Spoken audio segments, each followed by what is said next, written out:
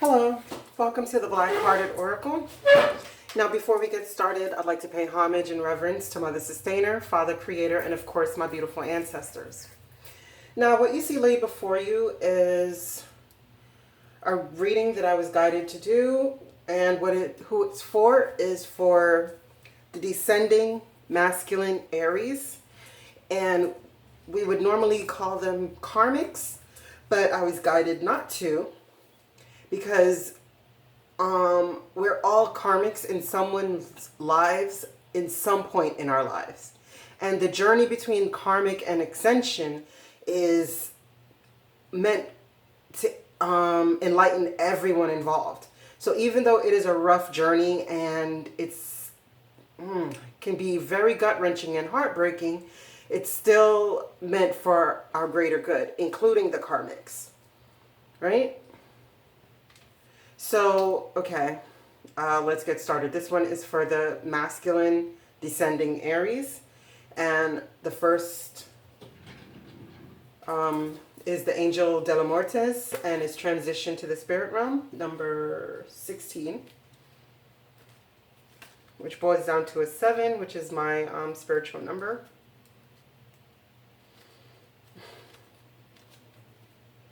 And it says, her role is to take the fear out of death, to help you see it as a transformation, an opportunity, and new life. She is tender and warm and epic. She is kind and compassionate. An Angel de la Muertes appearance in a reading signifies that you must not delay activating this life's purpose. Her message is not only from those who have passed, but of the truth that you can activate your new life while you are still alive. It is no longer necessary to pass to recreate your life contract and purpose you have.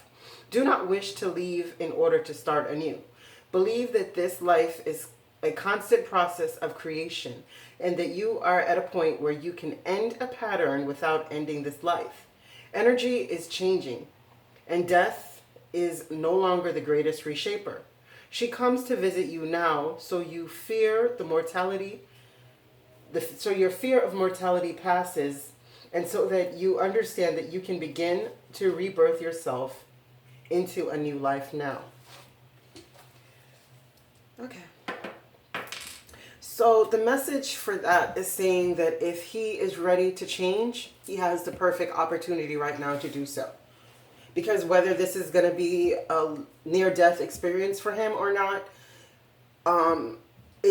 something drastic is going to happen in his life where he sees his mortality and realizes that he doesn't have to keep going on a downward spiral, that he can choose to ascend.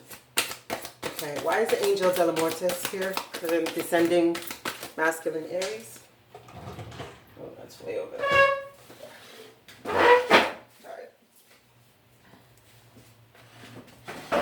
Sorry for my noisy chair. Okay, he has the 3 of fire. And that's things looking very good. Patience at this time, making long-term plans. So right now he has the opportunity to make long-term plans for himself and just has to have the patience to wait for his ships to come in. Yeah. And he's going to need to find balance in order to have the patience to wait. Because maybe that's not his strong suit. Why is the man holding a coin here? And like with the man holding a coin, I know it always speaks of a masculine energy who is abundant and able to help you. But the reason I always like to point out that he's not outstretching the coin. It's like, to me, always a carrot being dangled. So especially in these type of readings, that's how I would see it. Is that, it's a carrot being dangled.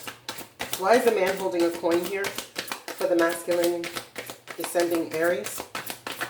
Okay.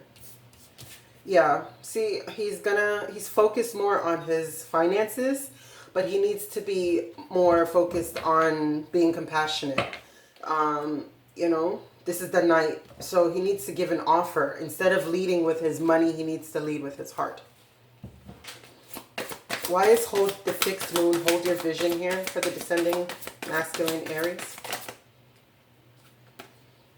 Yeah. See, he needs to hold on to this. And whatever ways that he's spending frivolously, like if he's somebody who's going out and having relationships where he's dangling this coin, you know, and dropping a few tokens to multiple women, it's telling him he needs to refrain from that and to be more focused on saving up these pennies for his vision.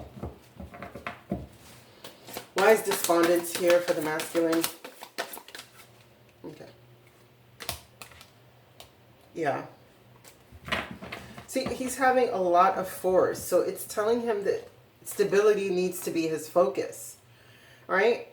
Because there's many opportunities that are coming to him, but because he's despondent, you know, refusing to take action, which is crazy because he's an Aries. Aries are the go-getters. They're, you know, but there's something in some part of him where despondence is a big deal, and he's resting a lot and missing a lot of opportunities.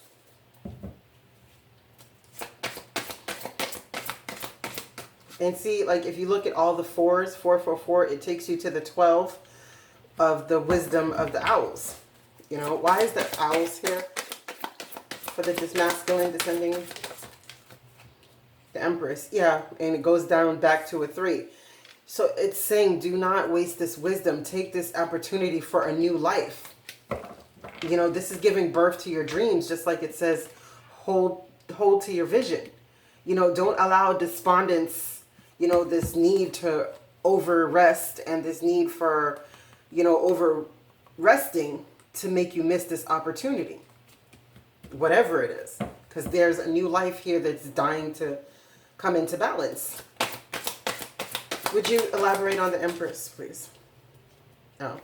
See, I don't read these in verse, but I mean, this is the 6 of fire in reverse. So it's telling him that if he could use his wisdom and his initiation energies to create, you know, he'll have this success that he's looking for. Why is the child here? Why is the child here? The Queen of Air. So yeah, it's telling him to have the wisdom to see life through the eyes of a child, to remember his dreams. As it says, to hold tight to his vision, you know, but I think he's more in a bitter and scorned energy where he's like losing the ability to see things through the eyes of an innocent child. You know, he's more ready to cut every and anything out, like objective decision making, clearing away all that no longer serves you and seeing humor in the situation. So it's telling him that even though he's it's two ways that I just got it. It's either that he's too childish and he needs to be more in the Queen of Air energies, but I really don't see it like that. What I see it is like it's telling him that, yeah, you can be objective in your decisions making, but you shouldn't lose the humor that children have over situations. Would you go further with this Queen of Air and the child?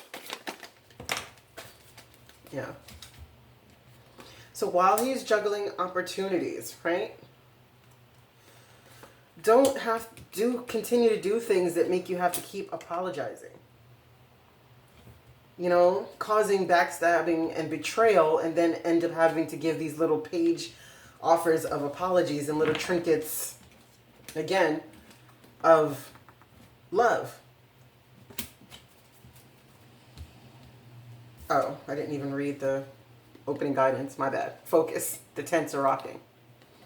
It says, life is a divine dance to the music we hear and make. Fast erotic drum beats segue to soothing erotic darkness with bells. Stop and listen to the music, not of the air, but of the heart. The practice of the true musician. How does your heart describe you as its host? Are you a true dreamer whose light shines through the weavings of existence? Or are you a magnificent wild horse tethered to a merry-go-round? Be your heart and let it tell you who you are. Waves of music linger in the echoes around you. Mount your wind horse and gallop from your heart through your arms and fingers beyond all tethers into the freedom of creation. Heed the eagle's call of the wild. Okay. And stand on your square. From the Black-Hearted Oracle, number 4. Yeah, you see, there's so many cards telling him about stability that it's so needed for him right now, you know? Okay. It says, nothing going right, stand on your square. Lost the love of your life, stand on your square. Money looking funny, stand on your square. At times in life, we allow the circumstances we are faced with to knock us off track, and by doing so, we encounter a myriad of difficulties, causing us to further question our path. What's worse, it causes us to doubt the wisdom and love of Mother Sustainer, Father Creator, and our great ancestors, further dimming the light within that seeks to shine so brightly. That only remedy for such a plight is to return to your center. What is your life's guiding motto? What principles will you never compromise? What are the values that speak to your soul? Find them, hold them tight, hold on tight to them, and never again run from them. Stand firmly on your square, whatever the circumstances. Okay. Yeah, so it's time for him to find that balance. Why is stand on your square here for the descending masculine Aries? Yeah, because within doing that is where he would find his happiness, you know, and to totally get to the king, successful time, confident, accepting opportunities, no longer waffling back and forth between, you know, juggling the opportunities. Is there anything else you'd like to tell the descending masculine Aries before we close? Anything else? Okay. Yeah, Emperor, a 4 again. 5 of air, and the ego. All right, I'm just going to get a couple more. Can you elaborate, please, on the Emperor? Yeah, okay, those two. All right. See, he needs to look at things from a different perspective. Now, it's telling him that he needs to stand in his Emperor stance, stand firmly on his square. Be careful of the choices that you're making that's being driven by your ego. You know? See, yeah, you know, don't fall into your phallus, like using your phallus as a means to stroke your ego and remaining perpetually single or acting perpetually single, because you're not going to find your justice in that, right? But if he could stand on his square and make sure that he learns everything that he can from the situation and get his ego in check and surely goes after his passion, you know, and fully stand in this 9 of earth energies, that's exactly where he will get his justice. But he needs to look at things from a different perspective. You know, be nurturing. Be the magician. And boldly move forward in his life. Anything else? I feel like there's something else. Anything else? Okay. Yeah. Find compassion.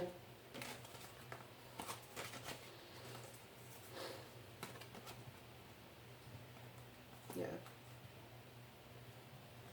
And don't give up. Like, even when it gets a little hard, like, even when your patience is tried, you know, you're not trapped in the old ways. It's as the Angel de la Mortis is telling you, that you have the ability to move, transition into a new life. You don't have to be stuck in negative patterns perpetually, you know, and focus on finding true love. You know, that soulmate bond with someone who you're equally yoked with. And I'm not just speaking religion-wise, I'm speaking truly being equally yoked. Okay. Number 7, trust. And it says, in love, there must be trust. Without trust, there is no love. Jealousy is an illness of mind and heart. Trust lives in the lodges of your innocence. Yeah.